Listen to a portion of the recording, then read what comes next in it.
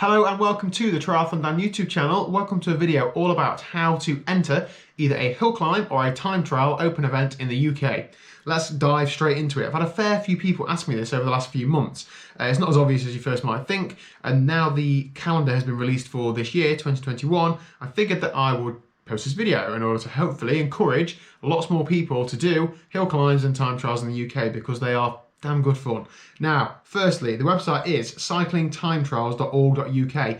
Now, this is for all open events. Club time trials are not listed on here. So if you're part of a cycling club and you put on a midweek time trial in the week just for club members, that won't be on here. That will be on the club websites. However, all open events will be on here. So firstly, you need to click on register and register yourself as a member. So put your details in there, select what cycling club you're in or triathlon club, put all your details in, set a password, forget it immediately, and there you go, signed up. If your cycling club are not registered to the cycling time trials, you will need to get them registered. I believe the fee is about between £30 and £50. You don't quote me on that. So not a huge amount for a club to have to outlay. Alternatively, you could join a local club that is affiliated to CTT. Often they'll have it on their websites or their homepage or Facebook or something. Or if your local club isn't affiliated to CTT, you could always join another club's second claim. So my cycling club is £20 to join. Normally it's only £10 this year, but you can also join other clubs' second claim for normally cheaper than that. So I've joined another club locally, second claim this year, for £11.50 because they run a summer time trial league that enables me to take part in that. So let's log in, let's have a look. Okay, so I'm logged in. This takes you to your homepage, your dashboard, your time trial history in a nutshell. So here we go. Prepare to not be blown away by these results. So it tells me when I've been a member since. It flicks through all my personal bests off for various distances. We won't spend too long looking at those. It shows me what events I have either entered or events I've entered and withdrawn from, or events I've been rejected from as well. There's quite a few there. Events I've withdrawn from and so on. It's very, very detailed, and you can view this for other people as well. So if you do a time trial and they see somebody just beat you, you can see what other races they've done, what their PBs are, and similar. It's very, very good actually. So let's look at how we actually enter an event. So at the top we've got events, click on events. On the left hand side you'll see there's a date filter, so you can pick between which dates you'd like to look for events for. The district is the area, so you maybe want to pick one in a local area. Course, if you know what the course is, then you could click on the course and find out when events are being run on that. Sometimes on courses, multiple events are run in it in a year, so you can pick which one you wanted. Distance, if you're looking for a particular distance, you can look 10, 25, 50. If you're a real nutcase, 12 or 24 hours. Select one of those and narrow it down for you. The types, either time trial or hill climb. You'll find that hill climbs are later in the year and time trials are earlier, but often they're mixed up. Solo, tandem, team time trial, gender, if it's championship or not, all that jazz, all the different options in there. Now let's have a look at, it's cancelled, I have done that event before, the Hard Riders ride. Let's have a look for what sort of race we're going to do. Let's have a look for a 10-mile time trial. I don't mind where it is or when it is, let's have a look. So if we look at these ones here, we've got the Manchester and District, TTA, BioRacer, Kudos, a 10-mile time trial. You'll notice there are a few different ones for the same date, and that's because the different events are separated out. So you have solo, which is another one, tandem, obviously you're two people riding one bike, if you didn't know what a tandem was, junior, juvenile, medium gear, that's a fixed gear of a certain distance. Basically enter the right one. So if you're riding a tandem, click on tandems. If you're a senior member, click on senior, etc. So let's have a look at this event and see what information we can see. Now this is good, so we can see there the date, the start time is 2 o'clock, the distance is 10 miles, the course is J4-20. Now you'll notice that all the courses have those sorts of course codes. I will admit to not being 100% sure of the history, but I believe it's because bike racing wasn't allowed on public roads years and years ago, so these courses were made in order to do it cloak and dagger, like you'd race on a course that isn't known to many people, so you can then just test yourself against other cyclists. But anyway, you can see here, you can see the elevation, you can see where the turns are on the course, you can see where it starts and finishes. Now, this isn't uncommon, and this is in no way a criticism of event organisers. Events are hard enough to organise as they are, never mind COVID getting in the way, so I'm sure people have a lot of things to do. But this is not uncommon. Description, nothing. Course information, it's run on this course. There's two or three words about what the description is, and that is it. You will find that is very, very common in the time trial and hill climb world. Now, what I would do is I would take that J4-20, I'd pop it in Google or your favourite search engine and I'd search for it. I'd look for a Strava segment, I'd look for people talking about the event in race reports, people talking about the surface, corners, etc. Because there's not very often a link to a Strava route on here, there's not very often any feedback about it or a video or anything like that. Some events there are, but on the whole they're not. The people doing these are event organisers, not social media gurus, so we're grateful for them to put the events on. So let's say you want to enter this event. Okay, so the first thing you see is a important statement. You can't enter 2 races on the same day. Clearly you can't attend 2 races at the same time. You can do it if one's in the morning, one's in the afternoon, you can reasonably travel between the 2, but I think you can get banned actually if you do that. Anyway, so you tick the box to say you've read this. Now, down at the bottom, these are all fake numbers and addresses, by the way, so feel free to turn up those addresses. At the bottom, it will ask you for a tick box of I'm happy to be included as a reserve rider. I don't think anybody should be proceeding without ticking that box, regardless of who you are.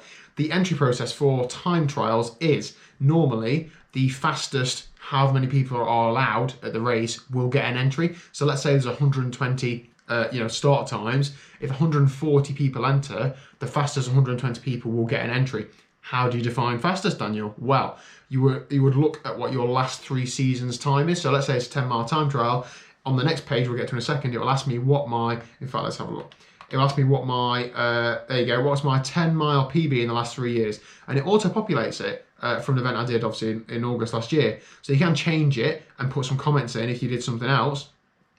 But it will take your time from that. That would then be put into the pot of the list of people who've done what times, and the fastest 120 would have, will get it. The only exceptions to those are events that events are called middle markers or slowest however many, and they will take the opposite approach. So if it's middle markers, they'll take the middle 120 in that example, and if it's I can't remember what the slow markers was. I don't think it's slow markers. If it's the other end, they'll take the slowest 120 riders. And that's just how it works. So you get your entry in. Now this event doesn't close until the 23rd of February. So I wouldn't know if I've got an entry to this event until shortly after that. The process is the event organizer sometimes sends out rejections before the event. So it's not a first come, first served. It is based on your previous PB's times. So if you get to the 24th of February, the event organizer starts going through them. They'll send out the rejections for those who haven't got a start. So you might find that, oh, I haven't got a start that day. And then you'll get an acceptance. Acceptance means, yes, I'm getting a start, but I don't know what time I'm starting. The event organizer then has to create the start list, and they then normally send that out within a day or 2 after that. So then you'll know exactly what time you're starting. So this race started at 2 o'clock, and then of course 120 riders, 1 person a minute is 2 hours, quick maths. So you could be starting anywhere between 2:01 p.m. and 4 p.m. So you've got to bear that in mind. I'm not going to click proceed in case it does process the payment automatically. I'm not sure if it does or doesn't. Hill climbs work in a very similar way. They will ask you what your best finishing position at a hill climb is over the last 3 years. So that is exactly the same. These events are very competitive, particularly during COVID, because mass participation events obviously are less likely to go ahead than time trial events, or they have been in 2020. So I would urge anybody, if you wanted to do an event like a national championship or a race on a fast course or anything like that, you need to get some results down. So if I look at here, my rejected, now some of these were because the events were cancelled, but some, like for example, I can't remember which ones they were. It must have been that one. Leicester Forest CC, that 10-mile time trial there, I got rejected from last year because I didn't have any time, so I didn't have a fast enough time. So then I had to go somewhere else and do a 10-mile time on probably a slower course, but just to get a time, because then the next time the race is held on that course, I stand a better chance of getting on it. Does that make sense? So you've got to just turn up at whatever races you can, in my opinion, get some times, because that's better than no times, and then go from there. Then you'll start to get rides on faster and faster courses. The Hill Climb Championship this year, the National Hill Climb Champs, is on Winners Pass. It hasn't been held there for nearly 40 years. That, subject to it being able to go ahead, that is going to be oversubscribed. So you need to get some hill climbs in if you want to get in the Hill Climb National Champs. I'm going to try and get an entry. I've had some mid-table results in 2020, so I'm hoping to get in there. I'm also hoping to do as many as the National Championship time trials as I can as well, but it all depends on the entries. So yeah, that is it. That is how you get into time trialing and hill climbing. I think the events are great. They're very low-key. There's a lot of great people there who know a lot about time trialing, perhaps people who aren't on social media or Instagram and stuff. You know, a lot of the older generation of time trial for years and years, absolute bank of knowledge. Go there, talk to people, enjoy it, and it really makes you focus on, for me as a triathlete, it makes you focus on your bike riding, pacing, power plan, all that sort of stuff. It is good. And yeah, that is about it. So if you've got any questions about the entry process, or if I've missed anything, because I really have done absolutely zero prep for this video, please do let me know down below. If you think you've got anything to add to it, that's fine.